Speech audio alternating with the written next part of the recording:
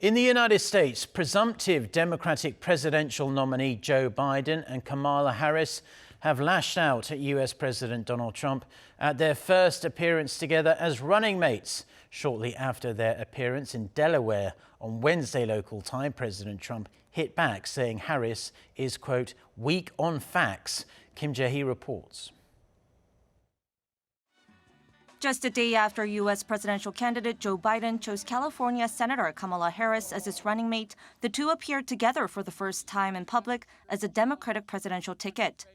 Biden insisted he had no doubt he had picked the right person and introduced his former primary rival as a smart, proven fighter who will help him defeat President Trump on November 3rd.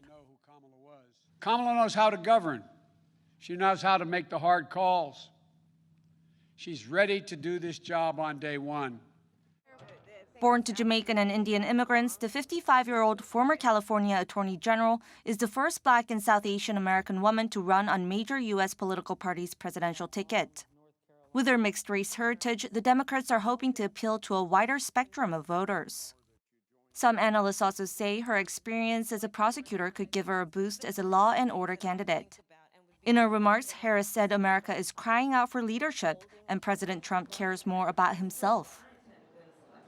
The president's mismanagement of the pandemic has plunged us into the worst economic crisis since the Great Depression. And we're experiencing a moral reckoning with racism and systemic injustice. Shortly after the speeches in Delaware, President Trump held a press conference at the White House where he hit back at Harris. He reiterated his previous remarks that he was surprised by Biden's pick, noting how her campaign dropped like a rock and claiming that she's very weak on facts. And you don't want to pick somebody that went down. She went down, but she went down in a very terrible way. Should Biden win the election, he'll be the oldest president in U.S. history, and Harris will be the first woman to serve as vice president. Jae-hee, Arirang News.